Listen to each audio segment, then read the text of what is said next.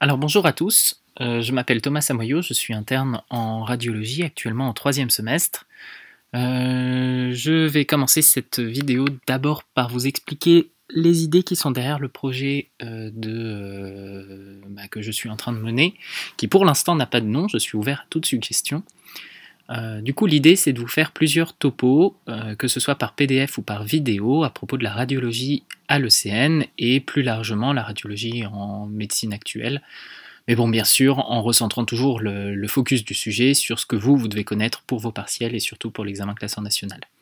Alors du coup, les premiers topos qui vont sortir, je pense, là dans les mois qui viennent, seront principalement concentrés autour de la neurologie, parce que j'avais fait un stage de 6 mois en neuroradiologie qui me permet d'avoir quelques connaissances qui, couplées avec ce que j'ai vu pendant l'externat, devraient me permettre de ne pas vous raconter de bêtises en neuroradiologie.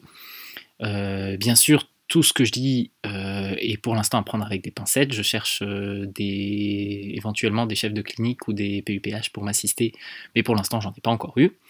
Du coup, les sources sur lesquelles je me base sont mes cours de DES, le collège des enseignants de radiologie et les différentes revues de radiologie que j'ai pu croiser, ainsi qu'un excellent site qui s'appelle Imaios, auquel vous devez avoir accès depuis Paris Descartes pour ce qui est des ressources d'imagerie.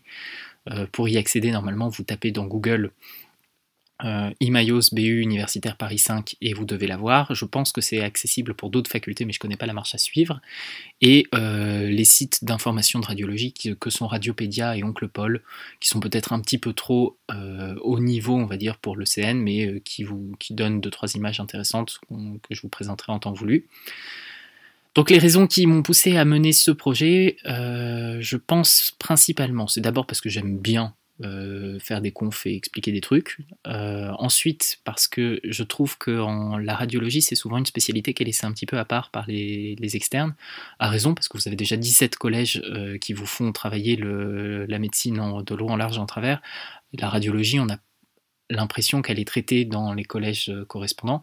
C'est pas tout à fait vrai, parce que la raison pour laquelle les radiologues continuent de faire de l'imagerie, c'est que c'est une spécialité à part entière. Et moi, c'est une spécialité qui me plaît beaucoup, donc j'espère vous donner un petit peu le goût de l'aspect.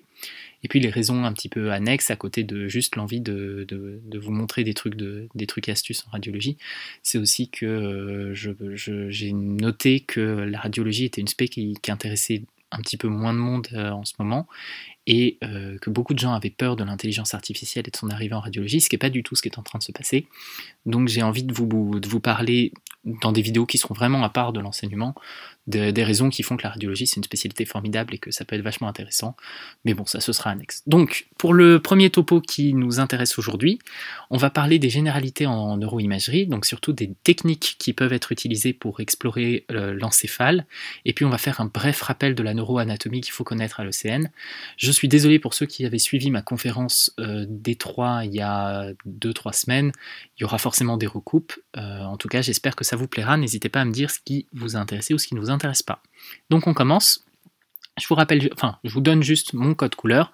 En gros, vous aurez en haut à droite des diapositives, des feux rouges, avec un gros feu rouge pour vous dire quand c'est hors programme et que c'est là juste à titre d'information, un feu orange pour dire que ça c'est un point qui est intéressant pour les D4, qui en gros fait appel à un point de détail du programme mais qui n'est pas forcément à retenir ad vitam aeternam, et puis les feux verts, c'est tout ce qui doit être, tout ce qui pourrait être connu à partir du niveau D2, D3 à retenir, et puis voilà, je vous parlais d'Imaios tout à l'heure, n'hésitez pas à essayer de faire un tour dessus.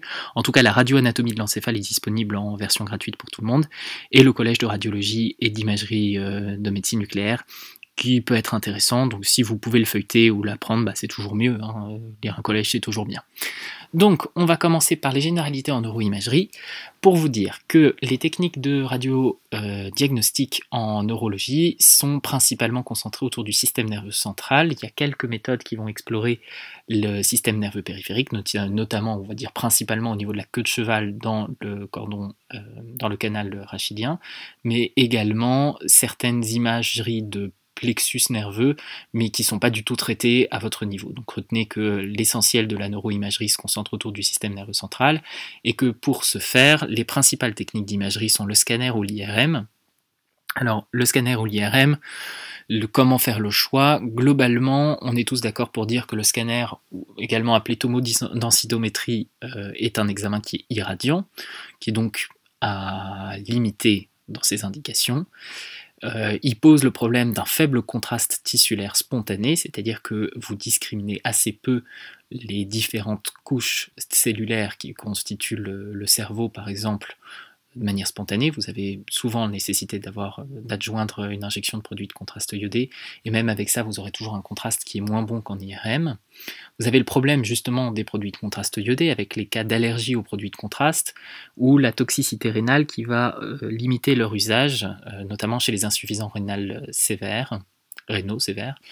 Et puis vous avez un dernier problème qui, pour le coup, doit être noté par les D4, qui sont les traitements des nodules et des cancers thyroïdiens par irathérapie et scintigraphie à l'iode, qui sont deux techniques qui vont employer des isomères de l'iode et qui posent le problème, si jamais il y a eu un scanner injecté avant la technique de médecine nucléaire, d'inefficacité, puisqu'en fait, si vous avez injecté un produit de contraste iodé à un patient qui va recevoir une irathérapie dans les jours qui suivent, l'irathérapie sera totalement inefficace puisque la thyroïde aura capté complètement l'iode du produit de contraste et ne sera pas prête à en fixer plus. De la même façon, rappelez-vous qu'une des contre-indications vraies de l'injection au produit de contraste iodé, c'est l'hyperthyroïdie non stabilisée, parce que là, vous allez provoquer une crise hyperthyroïdienne toxique, ou alors au contraire donner du carburant aux nodules toxiques et le faire se suractiver, donc c'est pas une bonne idée.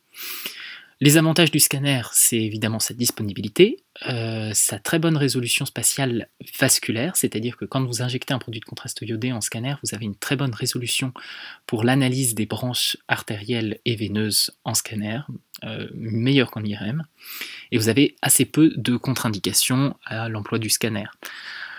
A l'opposé, vous avez l'IRM ou imagerie par résonance magnétique, dont les limites sont son coût et sa disponibilité. Si on pouvait faire des IRM à tout le monde, on le ferait.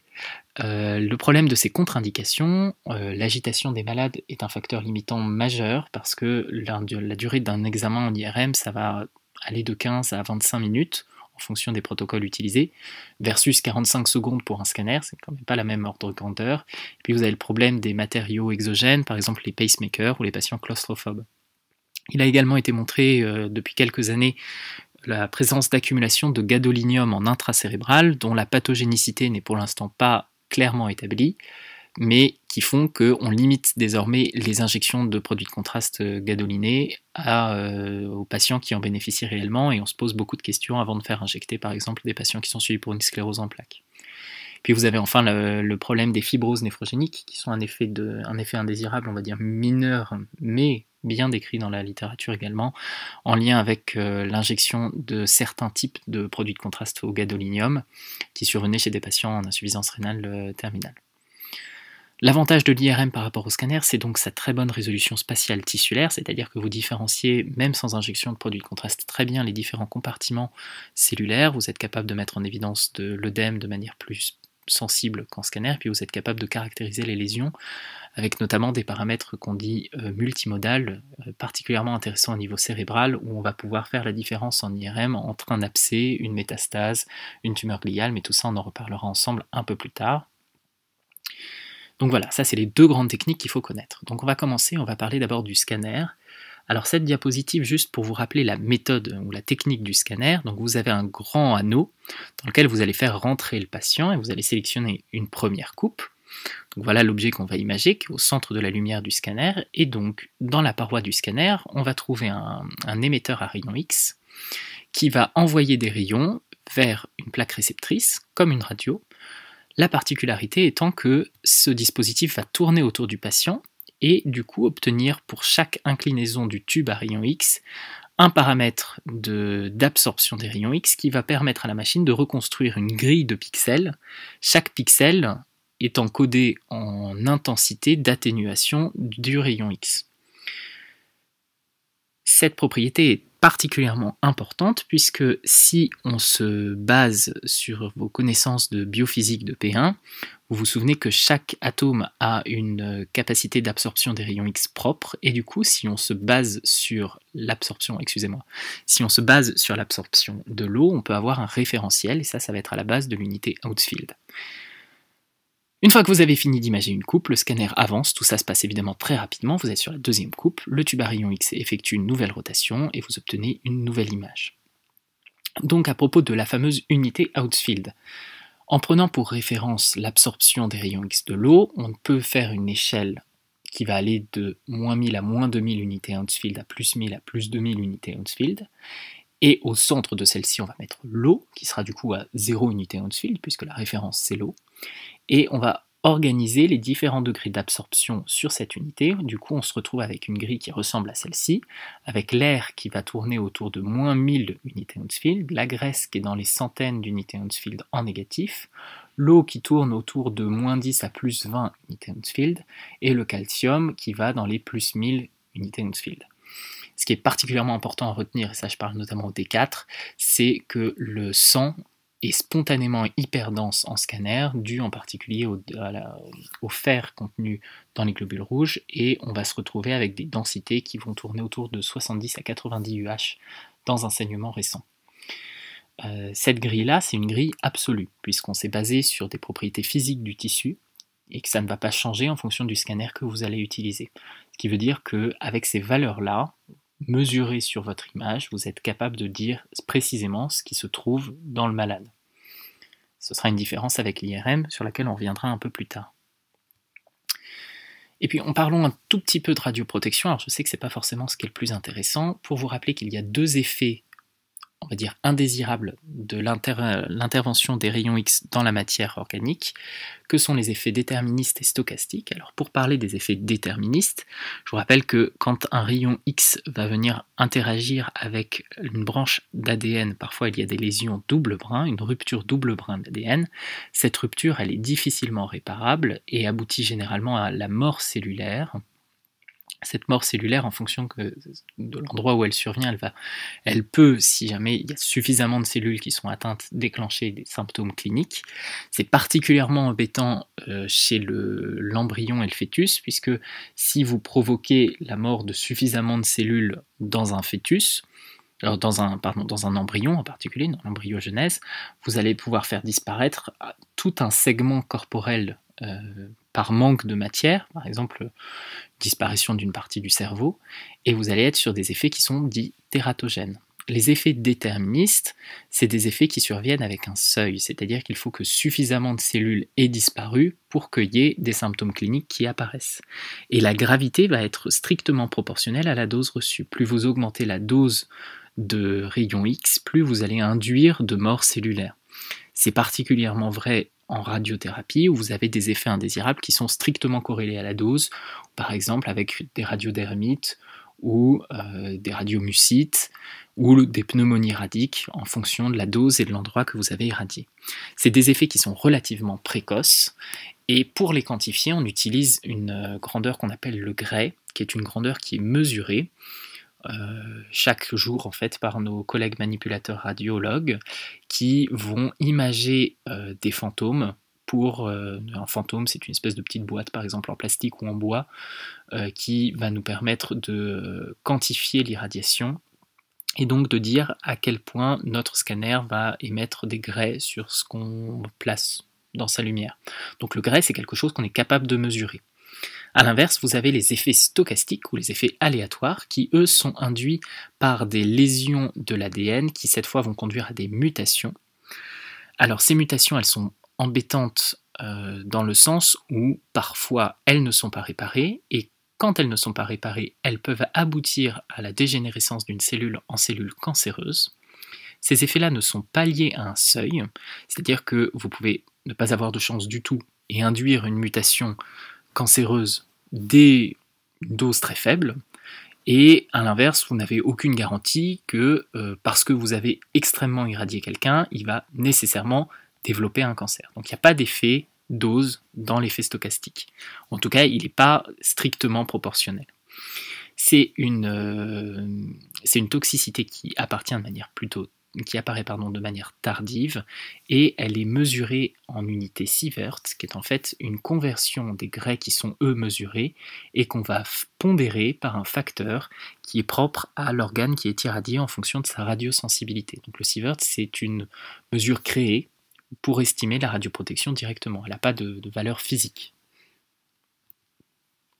Alors, pour revenir un tout petit peu sur ce que je vous disais sur les unités Hounsfield, c'est un absolu l'unité Hounsfield. Par contre, quand vous allez visualiser l'image sur votre console, vous allez utiliser ce qu'on appelle des fenêtres, c'est-à-dire que vous allez serrer ou desserrer la fenêtre en fonction de ce que vous allez demander à l'ordinateur d'afficher. Je prends un exemple.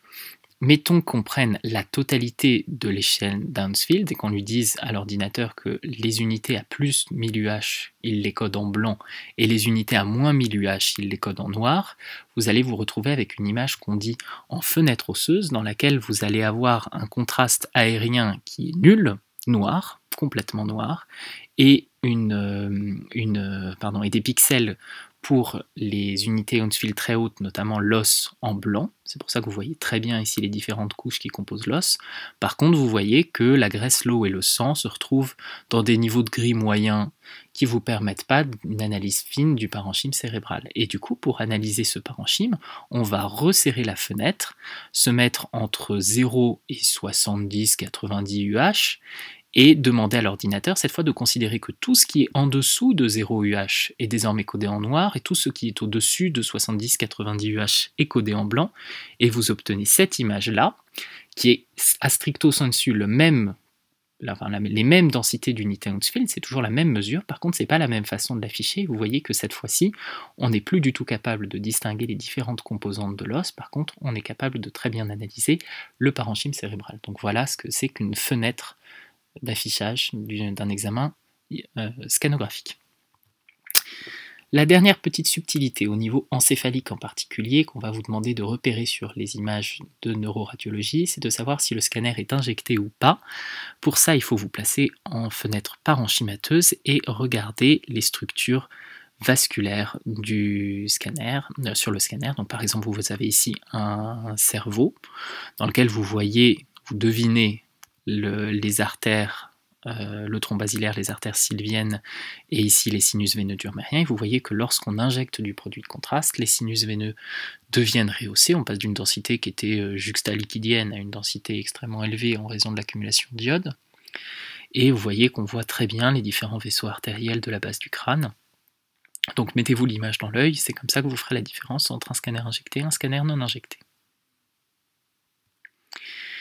Alors là, on aborde un point qui est un petit peu hors programme, qui intéressera peut-être les gens qui veulent comprendre comment est-ce qu'on fait de l'IRM. Le principe de l'IRM ne repose pas du tout sur des rayons X, contrairement au scanner, mais sur la magnétisation des tissus. En gros, on fait l'approximation en IRM que le corps humain est composé de molécules d'eau, et que ces molécules d'eau, lorsqu'elles sont placées dans un champ magnétique B0, qu'on va représenter par cette flèche, qui est un champ qui est placé dans l'axe longitudinal, ils vont s'aligner sur ce champ. Vous voyez, ici vous avez différents protons qui ont ce qu'on appelle un mouvement de précession, c'est-à-dire qu'ils tournent selon le vecteur qui est violet autour d'un axe longitudinal et qu'à côté de ça, ils ont une composante transversale de rotation autour d'eux-mêmes.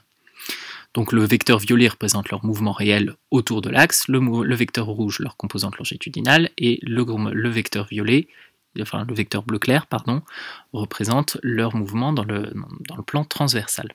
Donc, dans un champ B0, qui est le champ qui est en permanence activé dans le tunnel de l'IRM, les différents protons du patient vont se positionner selon un mouvement de précession dans l'axe longitudinal, l'axe rouge, c'est-à-dire qu'ils vont tous aligner leurs axes de révolution selon B0. Alors, il faut savoir que dans la matière, il y aura toujours un excès de protons qui seront dits en position parallèle, c'est-à-dire dans le même sens que B0. Et a contrario, il y aura d'autres protons, en plus faible proportion, qui seront dans l'axe de B0, mais dans un sens contraire à B0. Ce qui fait que si vous sommez vos différents vecteurs, vous avez dans B0, sans autre champ magnétique, une composante d'aimantation dans l'axe de B0 qu'on dit composante longitudinale qui n'est pas nulle.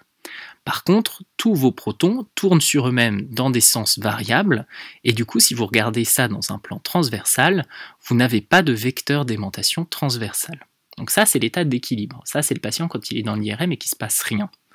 Quand on rajoute un champ d'aimantation qu'on va dire B1, qui est un champ perturbateur, qui va nous permettre de créer notre image, qu'est-ce qui va se passer? Le champ B1, il va se mettre perpendiculaire à l'axe de B0, c'est-à-dire que ça va être un champ d'aimantation, cette fois transversal, et il va induire la bascule en apportant de l'énergie de quelques protons qui vont passer du coup de la position parallèle dans l'axe de B0 à la position antiparallèle, toujours dans l'axe de B0, mais dans un sens contraire à celui-ci.